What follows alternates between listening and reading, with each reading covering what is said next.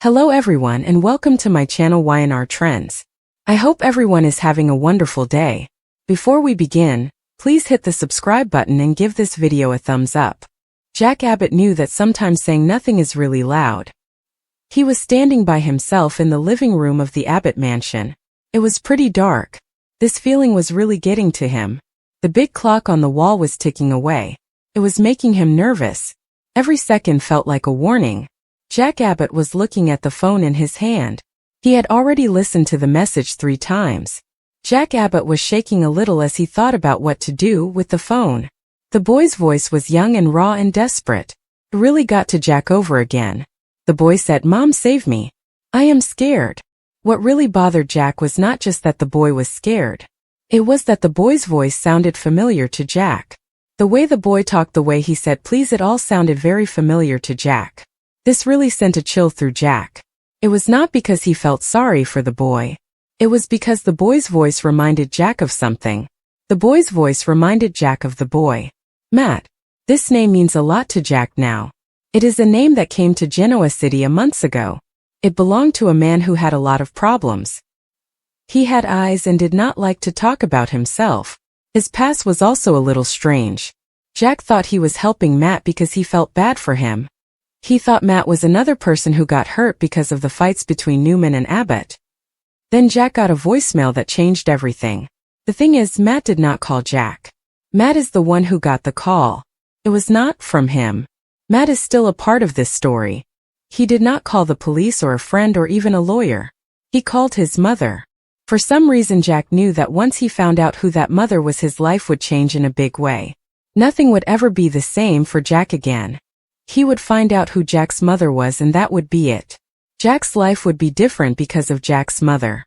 That day Jack had talked to Matt in the Abbott Enterprises conference room. This meeting was supposed to be normal. Jack wanted Matt to tell him who was threatening Matt, who was in charge behind the scenes. Matt sat across from Jack. His shoulders were tight, his jaw was clenched, and his eyes kept looking at the door. It was like Matt thought someone would come in at any moment. Jack spoke softly to Matt. He tried to make Matt feel better. He even said he would keep Matt safe. Jack really wanted Matt to open up about the people who were threatening Matt. Matt's response was really scary. He said quietly, "You do not understand." He also said, "If she finds me, it is over." Jack asked Matt who she was. Matt did not say anything. He just got really quiet. His face turned white. That was when Jack figured out that Matt was not just afraid, he was really terrified. This terror was because of something that happened a time ago, something that was very personal to Matt.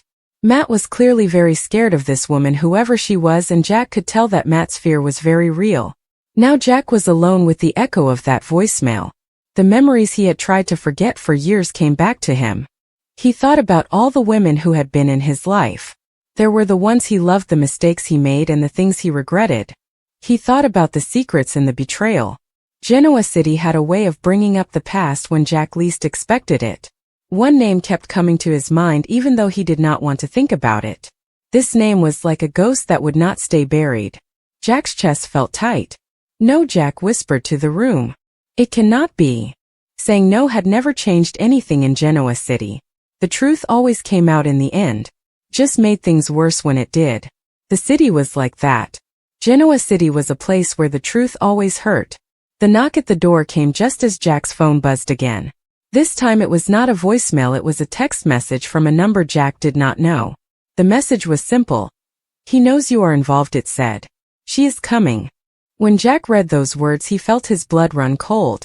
Jack did not need to ask who she was. Jack knew who the message was talking about. His instincts were telling him everything he needed to know.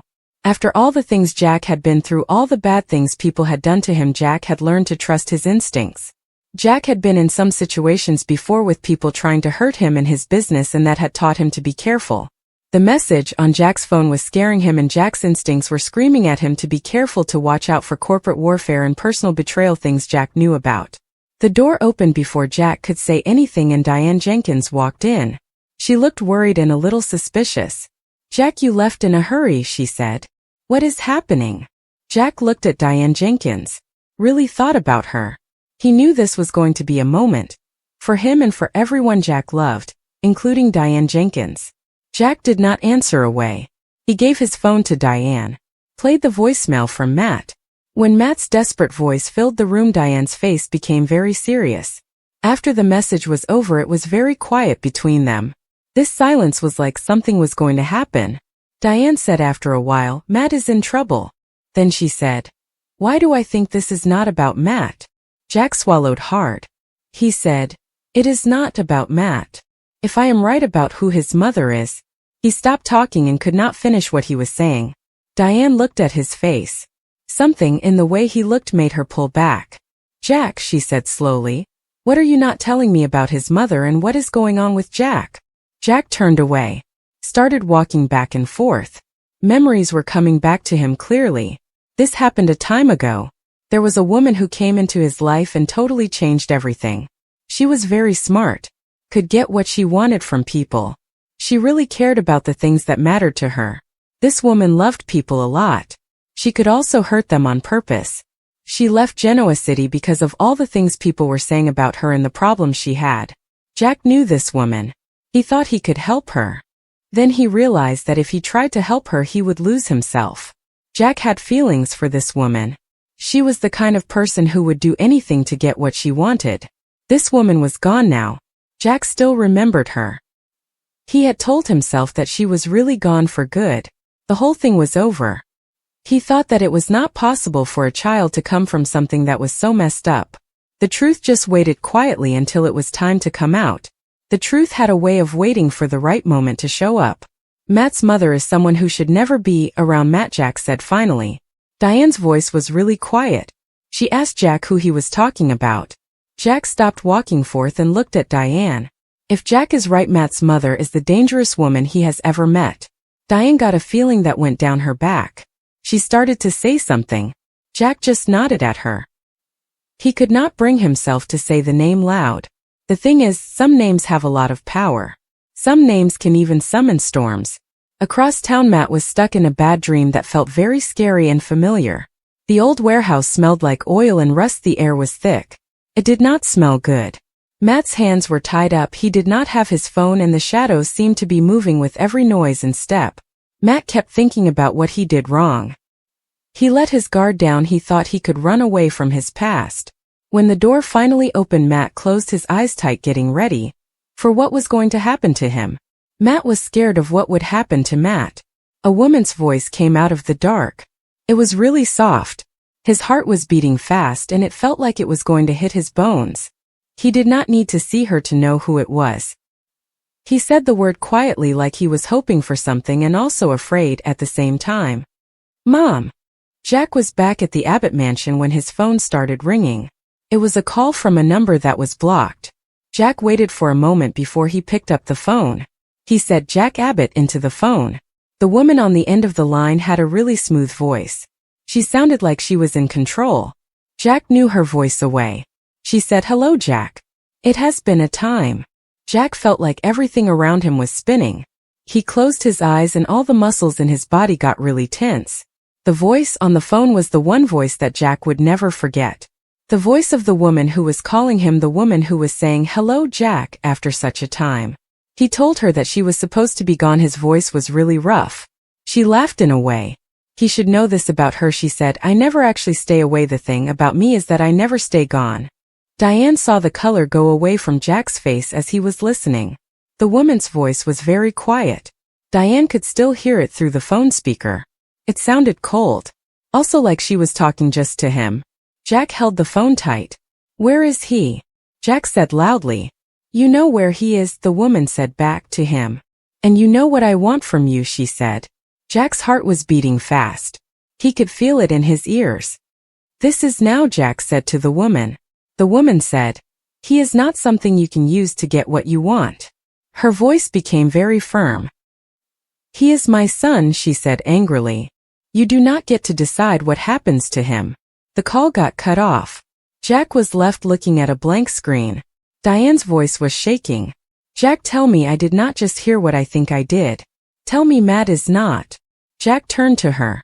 She could see the fear in his eyes. "He is," Jack said in a voice. "Matt is her son." This news was really hard for Jack to deal with. It made him feel very guilty. Because if Matt was really her son, then Jack knew why she came back to them. And how far she was willing to go with this thing. The woman was really willing to go a long way with it, and that is what mattered most about the whole situation and what she was willing to do. Jack grabbed his coat.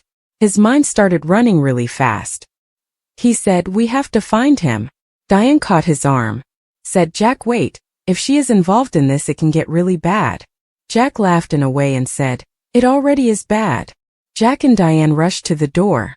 Jack's thoughts were all over the place, thinking about the situation with him and his search for him. He remembered the night years ago when he last saw her. She had told him something that stuck with him. She said that one day everything he loved would be used against the things he loved. At the time he thought she was being overly dramatic. It turned out he was wrong about the things he loved being used against him. At the warehouse, Matt's fear turned to desperation as his mother stepped fully into the light. His mother looked the same. She was still elegant and controlled. Her eyes were still sharp with intelligence and fury. Matt asked his mother, "Why are you doing this to the Abbott family?" His voice was shaking. Matt just wanted a life like other people. His mother cupped Matt's face with her hands. Her touch was like she owned him. She told Matt, "A normal life is not real." Matt's mother said, "You are an Abbott by blood, whether the Abbott family admits it or not.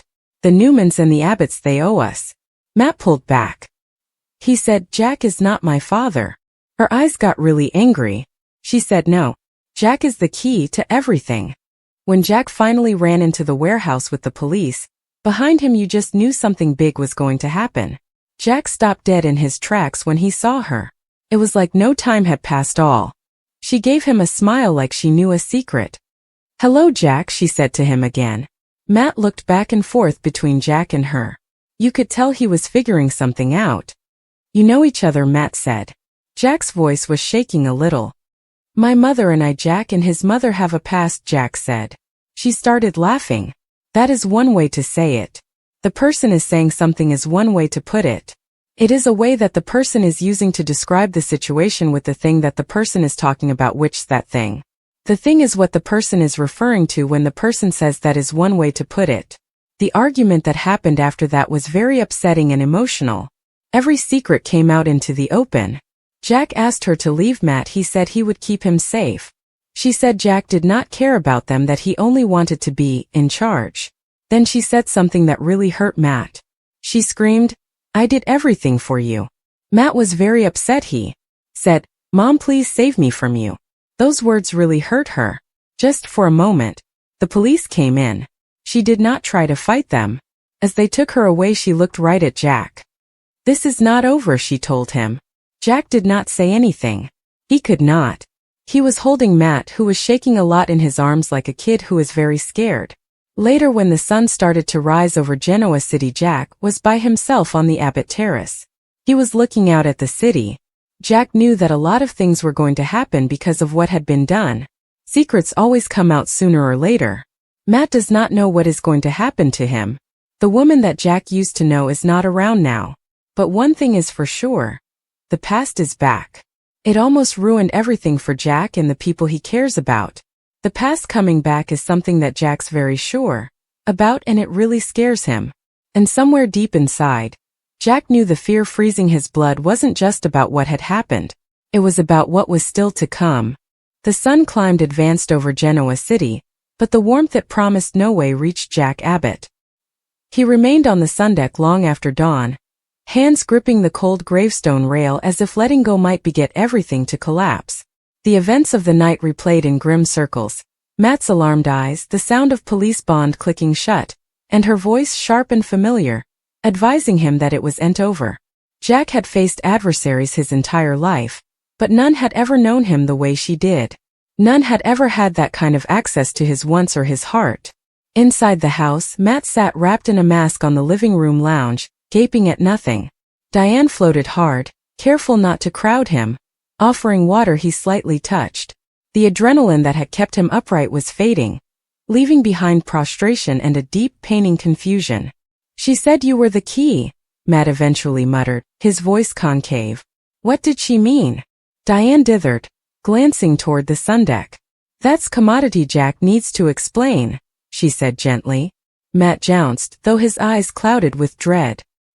He formerly tasted the verity wouldn't be simple or effortless.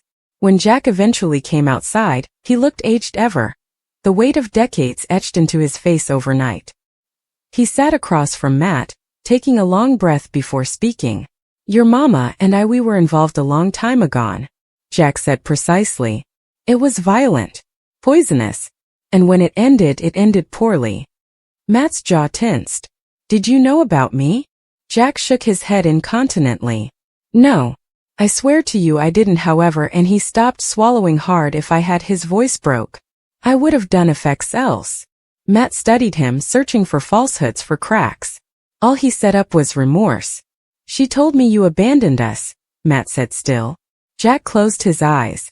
She would, he replied. She always rewrote the story so she was no way alone in the blame. Silence stretched between them, heavy but not hostile.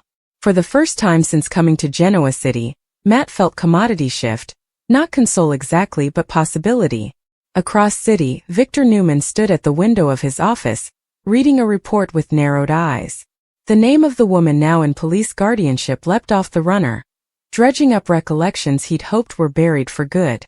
So, Victor murmured, the once decides to make an appearance. Nikki watched him precisely. You know her, she said. It wasn't a question. Victor set the train down. I do, he admitted. And if she's involved, this won't stay contained to the Abbotts for long. Nikki felt a bite. Genoa City had a way of turning one disclosure into a citywide reckoning. At the police station, the woman sat calmly in the interrogation room, hands folded, eyes bright with defiance. She refused to counsel. She refused to cooperate. When asked about Matt, she smiled thinly. I defended my son, she said. The world failed him. I didn't. The operative leaned forward. By abducting him? Her smile didn't waver. By reminding him who he is, she replied. And who his adversaries are. Back at the Abbott manse, Diane pulled Jack away. This isn't over, she said still. You know that. Jack jounced. She erected her whole life around vengeance, he said. Indeed, locked up, she'll find a way to keep pulling strings. Diane dithered. And Matt? Jack looked toward the living room, where Matt sat gaping out the window. Matt deserves a chance she no way gave him, Jack said. I intend to make sure he gets it. That resoluteness was tested sooner than Jack anticipated. By noon, the media had caught wind of the arrest. Captions exploded across Defense's dangerous figure from Genoa City's past returns. Journalists bivouacked outside the Abbott gates. Outside, Matt squinched at every cry, every camera flash. This is my fault, he said, fear creeping back into his voice. Jack squinched in front of him. No, he said forcefully. This is on her. And on me for not seeing the signs sooner. Matt dithered. Also asked the question he'd been hysterical to state. Why do you watch so important? Jack didn't answer right down. When he did, his voice was steady but thick with emotion. Because no bone defended you, he said. And I should have known someone like her would no way stop. I see I ain't changed the history, Matt. But I can stand then now. The words landed harder than Jack realized. Matt looked down snappily, blinking back gashes. For the first time he felt like he wasn't facing the darkness alone. Yet indeed in that fragile moment of connection, peril dallied. Because from her holding cell, Matt's mama watched the news with satisfaction. Jack Abbott had stepped exactly where she wanted him, front and center. And whether she was free or locked behind bars, her war with Genoa City was far from finished. As night fell again, Jack stood vigilant in the Abbott house, knowing sleep wouldn't come fluently. Fear still dallied, cold and sharp, but beneath it burned commodity new determination. The history had firmed him formerly. It would end again. Not when an alarmed youthful man was counting on him to stand establishment against the ghosts they both participated.